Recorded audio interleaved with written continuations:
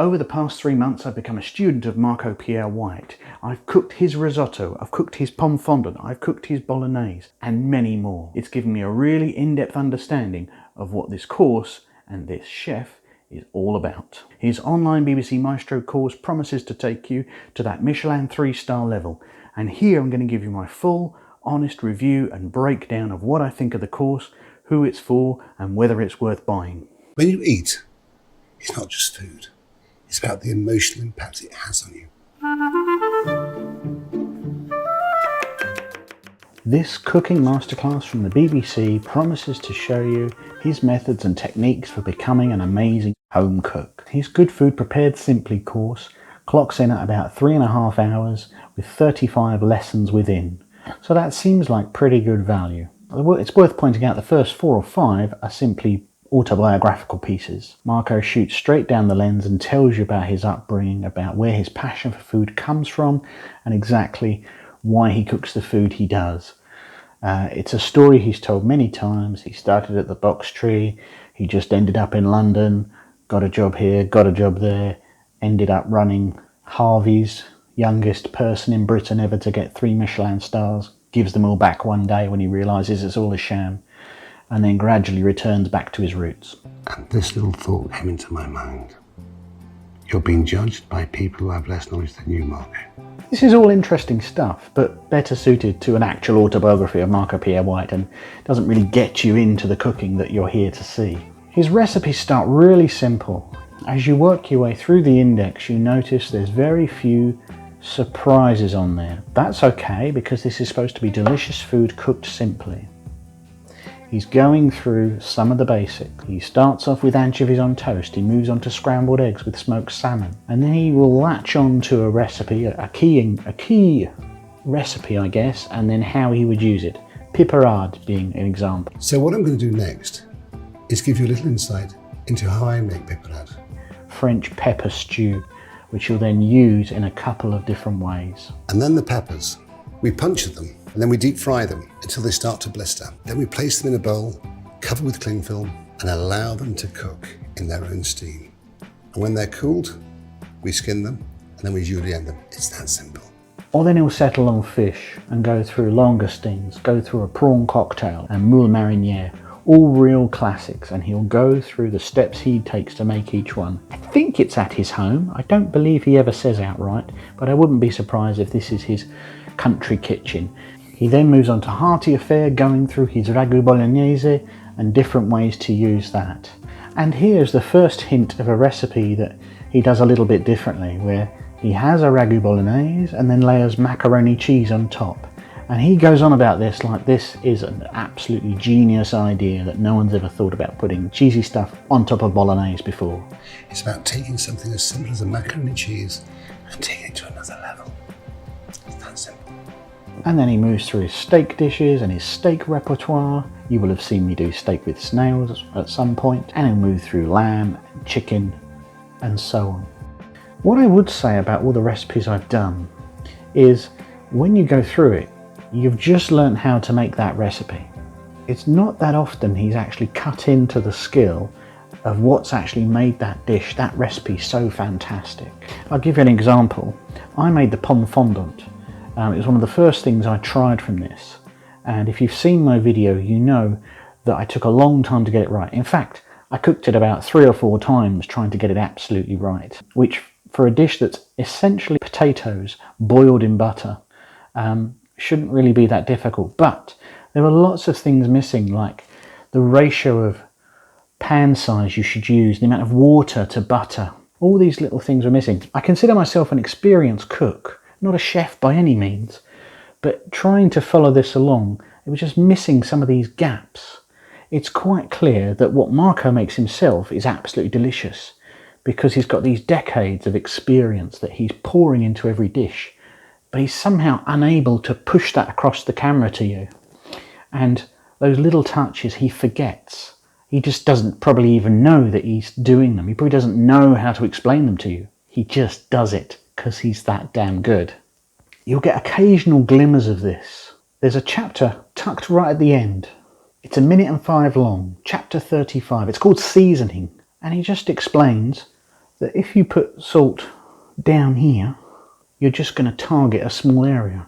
And if you season from a height, you're actually going to spread it over a much wider surface, and you're going to get a more even coating of seasoning. And it's little genius things like that that make you go, yeah, actually I should be doing that. And I wish there was more fundamentals in there, and that would really give you an insight into his brain.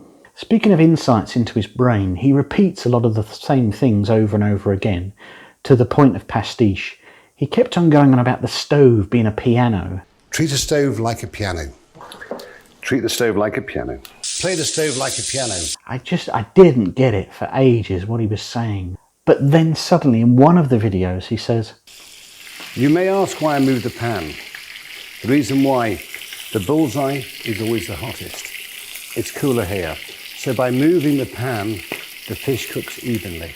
But it's really made me consider more when I'm using my hob, the position of the pan over that heat source, and whether to move it closer, move it around, so that all of the surface is getting cooked differently. If we had more of that in there, that would be much more interesting.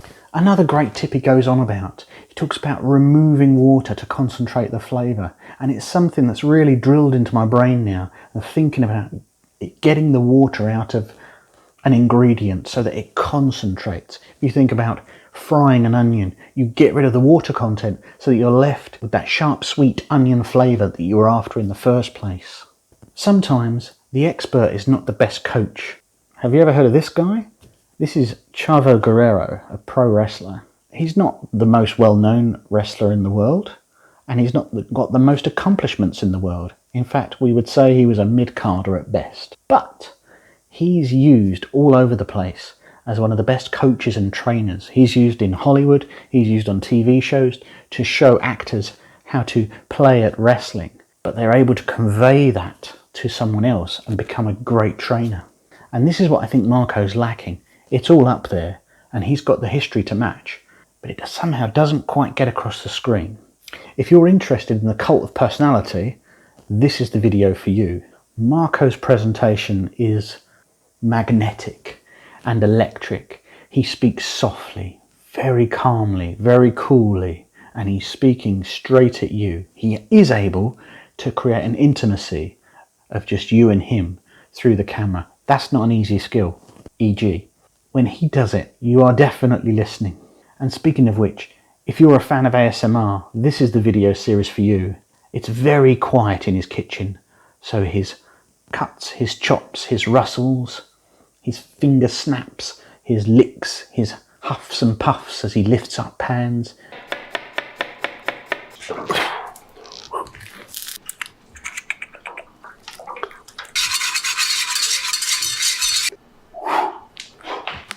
If you like ASMR, this is the series for you.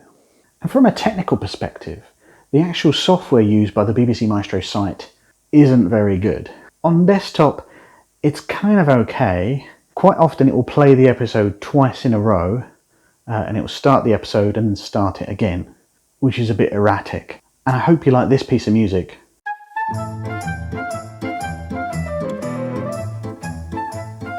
Because it's played like every 30 seconds, it feels like. Any start of episode, any end of episode, any interstitial, it's coming for you. And as for mobile, the mobile web version is garbage. Just do not use. It stutters, it buffers, it plays the sound but not the video. All sorts of things are wrong with the mobile version. And then you get comprehensive course notes, a huge PDF that's full of all the ingredients and actually lots of the wisdom of Marco, but the file size is huge, which means it's really unwieldy to work with a mobile, and it's printed so delicately and so small, it's actually nearly impossible to read as well. The mobile version also natively lacks the ability to cast to another screen. Now, where I'm talking to you now is where I generally cook, and I'd love to be able to cast that to a telly I have over there, but I can't do it. It doesn't have the ability. Yes, there are other ways I can do this, but if it had the native ability in it, I could cast that so much easier. And then we've got the pricing. If you want to buy this course by itself, it's £79 for a lifetime membership. £79 for those 35 lessons, 30 of which are actual recipes. and cooking advice. The rest is autobiography. You can decide for yourself whether that's worthwhile. Now, it's worth pointing out BBC Maestro is part of a huge plan of different things, from screenwriting to writing poetry to how to do public speaking, from a whole panel of experts. And that cost £120 for 1 year. I think it's too much, to be honest. It's too much for me to invest long term. I really wish they had a monthly plan so you could dip in and out like any other subscription service you have. The feeling I'm left with at this course is that you have learned a stack of recipes, and I think you might struggle to translate that to other dishes. I think that's the beauty of a really good teacher. You know, it's an old adage: buy a man a fish, he'll feed himself for a day. Teach a man to fish, he's fed himself for a lifetime. Well, in this, we're being sold fish. You'll find out how to make a good ragu bolognese, but how do you then translate that to other techniques? Working with meats, working with vegetables. It's a little hard sometimes to see the joins and how that works. He never suggests substitute this for that, substitute this for that. You're getting very compartmentalised cooking and very specific recipes that I'm not sure you can take any further. Overall, can I recommend it? It's tough to say. It's well made, well shot, and there's 100% Marco in it. It's completely undiluted, unadulterated Marco. If that's what you're after, it's perfect for you. As a cookery course, it doesn't quite work for me. There's glimmers of real knowledge in there, and it's just... that's how close it is from getting out. That's what I'm trying to say. If you've tried the Marco Pierre White series, please drop me a comment below and let me know how you got on. I'd love to know what you think. Is it just me? Am I the only person thinking this? Marco also has a vegetarian cookery course on his BBC Maestro page. Let me know in the comments if you'd like me to review that too. I've been Gary from Big Spud, and I hope that's been of interest to you. If it has, please press the like button. It tells YouTube that this video is worth sharing to other people. And if you can hit subscribe, that means you're going to get regular doses whenever I drop a new video. Even better, press the notification bell and YouTube, for free, will just tell you when a new video is around. All these things help push this video and get it seen to a wider people so that they can make a decision about this course for themselves. If you want more Marco Pierre White Maestro goodness, there's some videos over there and down there that you can browse for yourself and have a look at some of the more in-depth recipes. Bye for now.